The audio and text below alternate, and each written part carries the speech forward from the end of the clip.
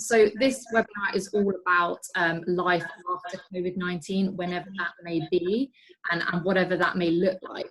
Obviously, it's quite difficult for us to make predictions, and I don't think that's probably the most helpful thing. But what you kind of see is like the foreseeable challenges and how you're planning at the moment to mitigate against those. So it's really about mobilizing back to a new normal, because it won't be the normal that we had previously. So for the first question, which will be for everyone, I've seen just from reporting across bridging commercial and development finance today, that there are a mix of pessimists and optimists on whether the real estate industry will be able to hit the ground running when this new normality starts.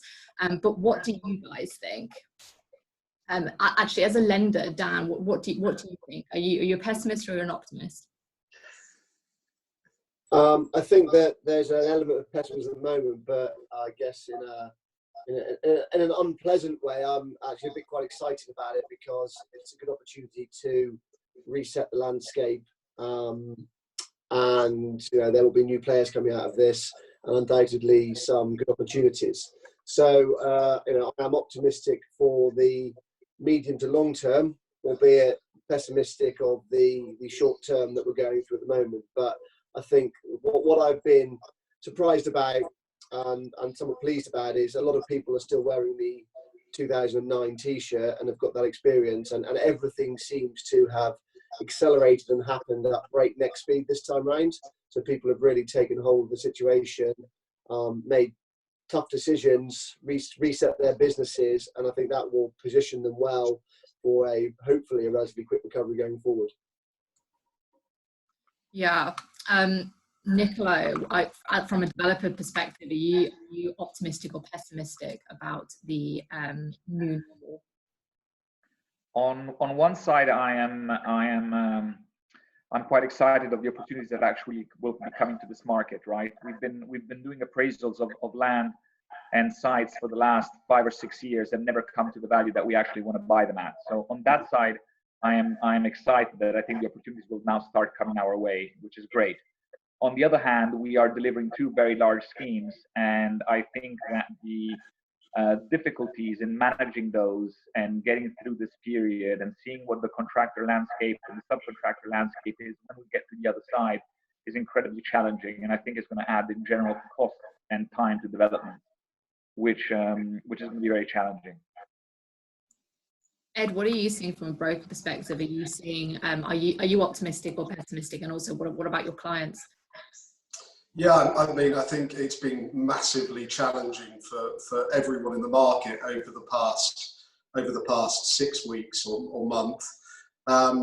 From a debt advisory perspective, I guess it's just really important for us that we stay at the forefront of the quickly changing market. So ensuring we know exactly who is doing what and how that's changed, to offer our clients the best possible advice. Mm-hmm. Yeah, I think I'd add to that. I think, we continue to get inundated with inquiries in this period, and we don't expect that to level off, especially when the market returns. The new normal, what is the new normal? I think is the question. So I guess, taking a sort of stance, we're neither pessimistic nor optimistic at this point. The key is to remain professional. The key is to experience, as Dan pointed out. Those with their 2009 caps on will have the experience, will be able to navigate the market, will be able to reflect the sentiment of the market to their developers and clients, and give the right advice, whether that be price-based or inquiry-based or specifics-based. About delivering advice and being able to give the right product to the right clients. And I think that's key here, and that's what we continue to do to try and give first-class professional advice throughout the market. But at the moment, the inquiries aren't coming off, and we don't expect them to do so. What the new world looks like, I think we're all eager to find out. But we're kind of in the middle at the moment, I guess, on that. Ed, if there's anything that you can talk to that, I don't know. No, I agree. I agree. I think one of the benefits of having been in the market for so long are having some really close relationships. And what's key for us at the moment are looking after our existing clients and working as closely as possible with our funding partners to ensure we know exactly what their appetite is. Simon, what are you hopeful for the new normal, whatever that will look like? I think I'd echo what Dan has said. I think we've got a mixture of clients. Some are very optimistic, seeing some great opportunities coming. Some are more pessimistic and cautious. But I think there's going to be short-term pain, but medium to long-term, I think it might be great guns. And also, you have to remember we've still got Brexit to get through as well. So it's a bit of a perfect storm in a way. So we'll see what happens there. You still think that Brexit's like something which is at the forefront of people's minds? It's not, but I think it's been put to the back burner, but it's still there. So it's the elephant, it's still an elephant to come back into the room. I think it's another layer to having to navigate as well, because we've got this coronavirus scenario and the effect that will leave. But as you quite rightly pointed out, Brexit is still there, and that still does need to be navigated, and that will have its own effect on the market, and whatever that may be, I'm sure we'll be there to find out and manage.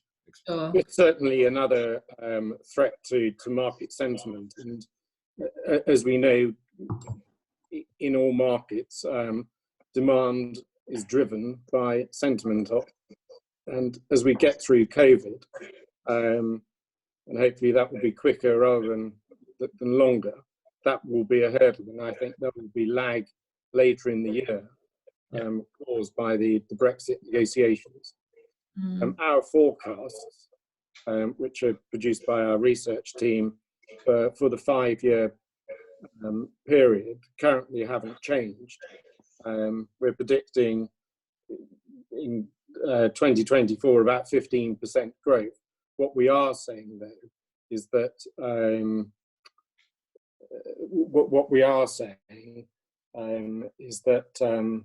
the shape of that growth will be pushed further back. But going back to the point, Brexit cannot be ignored.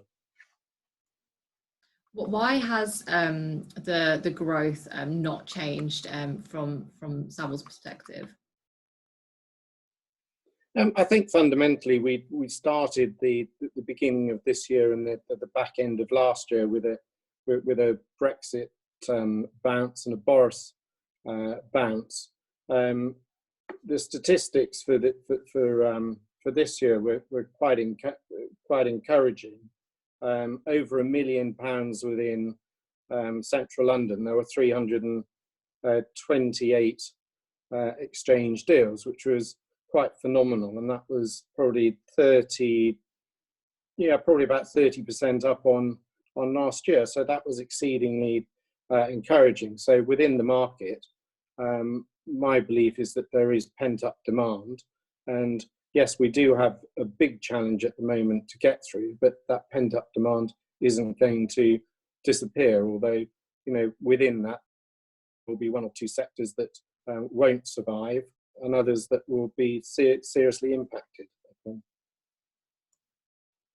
And this one's for Matt and Ed. How do you think the huge shifts in the way of working life introduced as part of the fight against COVID-19? How will this dramatically change the way the industry works in the future, and what do you think the new normal will look like?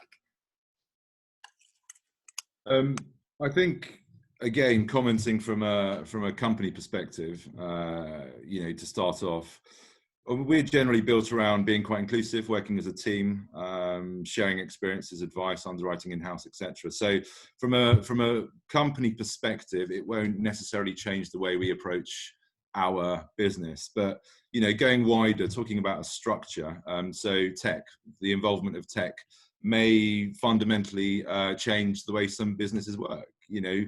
We've proved that remote working is relatively successful.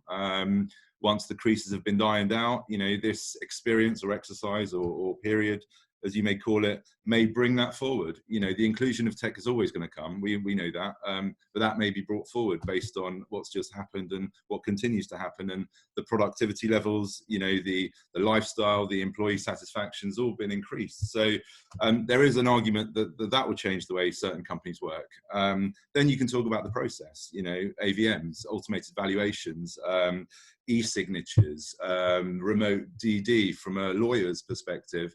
You know, that may all have an effect, but who knows whether that's here to stay at this point, or whether that's still it's an infant stage of, you know, development. So I think there are a few wires to this conversation, and I think ultimately it will change the way people work. Whether that's immediate or not is left to be seen, I guess. Ed, do you have anything to add to that? I've got very little to add, actually. I think Matthew covered most off. What I would say is, from my own personal perspective, I've been incredibly impressed at the ability of work streams to continue and undertake their tasks remotely. You know, from a legal perspective, you know, we've had loans complete with offshore structures over this period, and I've been gobsmacked actually at the efficiency of people's working remotely. I didn't. If you'd asked me prior to this happening whether it would be possible, I wouldn't expect it to be possible in the way it has been. And I think we'd be crazy to think there won't be any learnings from this that will be taken forward into what the new world will be. I'd just like, so if I was to just add to that, and it goes back to my point where everything seems to have accelerated at an enormously fast rate across the board. And we've certainly seen there was a shift in working practices anyway, more people working from home, more people working remotely, in chill out areas, in co-working offices, and this is only going to accelerate that even more. You know, we had always been interested, not that we've been in practice, in sort of blockchain technology and how that may be used in real estate to speed up transactions. And you know, I am sure there are groups of people working on that right now, and you know, some may have a view in the law industry, because I know that has been muted, and Michael may have a view on valuation, but you know, we can certainly see those types of technologies fundamentally changing the way and speeding up practices for real estate and real estate finance. In terms of the new working, you know, what gives me great comfort is, you know, before this happened, there was an undersupply of housing in the UK. That is not going to go away. You know, it is yet to be seen people's affordability and can they afford to buy new homes because of unemployment. But fundamentally, houses need to be built. They will be built, and all the people on this webinar are involved in that supply chain or process at some point. So, you know, that is not going to go away. You know, but we may adapt to our practices on how we deliver that.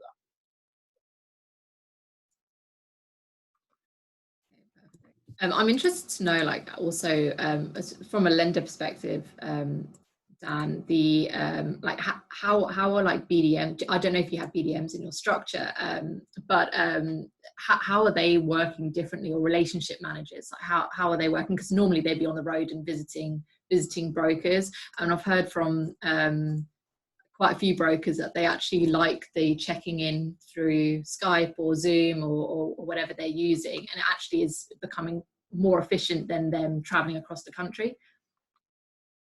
Yeah, I think that's right. We don't have BDMs in the truest sense of having people roaming the country. We have a nucleus of originators, and they've taken the opportunity. They have a regular meeting, and I do the same. You know, I have a regular meeting with a certain number of individuals or peers just to catch up, and it's quite enjoyable. You know, I can see or speak to 8 people in a 2-hour block on 15 minutes each time, whereas that may take me maybe 3 or 4 days during a week in London, where I can do it in 2 or 3 hours from my office that I've walked up 10 flights of stairs to get to, or 10 steps to get to, and I'm not bedraggled because I've sat on the commuter train. So, you know, it's actually quite nice from that point of view. I don't think there'll ever be a substitute for a direct face-to-face in-person meeting, and I always see the value in that for forging relationships. But certainly, you know, this will supplement that You know, so you may have a direct catch up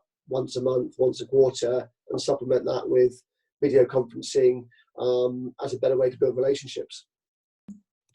Yeah, I think I'd agree with Dan there. I think, you know, culturally across all industries there could be a shift, but in our industry specific, a face-to-face or a site visit or a, you know, see the whites of somebody's eyes is quite important, and that I expect to be a mainstay of what we work with. But, you know, across the board, in industry-wise, I think there could be a huge cultural shift that will entail a different structure and a process that will be implemented via tech. But within what we do, I think the need to, you know, see, smell, and kick the tires is going to remain there, and I think that's going to be quite prominent. Real estate is still a people business. Yeah, agreed. And then there's questions for you, Nicolo, more about supply chains. What effect do you think COVID-19 will have on supply chains, that from a developer's perspective, not just in the UK, but also sourcing goods and labour internationally? And how will it affect developers' profits and lenders' loans? I think you're already seeing that. We have been battling for the last 3 weeks to truly understand the financial stability of our subcontractors. We've already have several that have gone under in a very, very short period of time. It's only a question of time, I think, before major general contractors also might go the same way, which unfortunately then will create an oligopoly, and it's obviously going to increase, you know, pricing of construction. On the material side, we've actually seen an incredibly active European market where they've tried to do all they could to deliver the goods throughout this incredible crisis, and so it's on that front I think that we will be relying on goods coming from the rest of Europe more and more going forward. And I know we briefly brought it up earlier, but does Brexit affect sourcing your materials or labour from Europe, if that's where you're looking at? We'll have to see what the negotiations come up with, right? At the moment, we just don't know, and it's, I think, some of the guys on the call just saying afterwards, you know, once Corona is over and we actually start digging deep into actually what Brexit would look like, then we'll have a clearer steer. I doubt that we're going to have, you know, tariffs or impositions on goods coming from the rest of Europe. The economies are too intertwined. And obviously, if labour and supply chains are impacted by this, and this will also affect lenders' loans. So Dan, from a lender perspective, how worried are you about this and kind of eating into developers' profits? Yeah, we are very conscious of this, and as Nicola said, we are seeing this on the sites that we funded. I think we are on over 20 construction sites at the moment. Some have shut down, some are a real go slow. One of the consistent bits of feedback is, you know, getting materials in from Europe because they're not seen as an essential item. So, you know, we have to stress test that. So we've done an exercise to go through our existing loan book on stress testing what the delays might look like in terms of loan and where that pushed the risk, and also the cost, because if materials have not been contracted and developers need to source those, or contractors need to source those, that could put pressure on the prices. So there could be price increases on some packages. So, you know, we are stress testing both of those. Now, this is obviously focused on what will the world look like post COVID-19. You know, we'll just need to assess the supply chain from labour and construction at that point in view. But certainly, you know, we do a good amount of stress testing in any event. You know, we hope that we can sustain some cost increases and program delays, but this may drag on beyond where stress tests have been undertaken for a majority of lenders, which could put a lot of pressure on loan to values. But, you know, I think the approach generally lenders need to have a sensible approach with the developers and their contractors. You know, this is no one could have foreseen this. This is no one's fault. There needs to be an element of pragmatism about this. You know, and I'm just hopeful that across the board people take that sort of sensible approach to working through this together. But, you know, we're already seeing some sites return. Labour appears to be not necessarily the issue, and I I hear different bits of advice. Some sites say they struggle for labour, others don't. A lot of people actually want to get back to work. They want to be able to earn money. So, you know, the sense I get is not really labour; it's probably more supply at the moment. If I could add to that, it's also very important to try and understand, and no one has the answer to this, is who's going to be picking up the tab for this, right? So government hasn't said that sites need to shut. So voluntarily, a lot of general contractors have actually decided to shut these sites down. Technically, that's in breach of contract, right? Because the government guideline was not to shut them. So I think that there's going to be a mighty old fight on actually who's going to be picking up the tab, and these tabs are very, very, very, very big. And that's when I was talking before about, you know, the general contracting landscape and how it's going to look in the months ahead.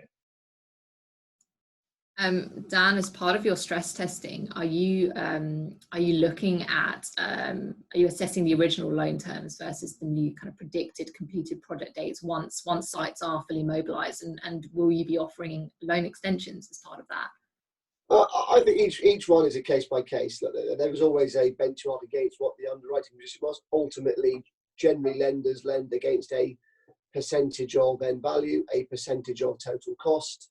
You know, those form part of the credit decision. Those are generally embedded in loan docs as covenants.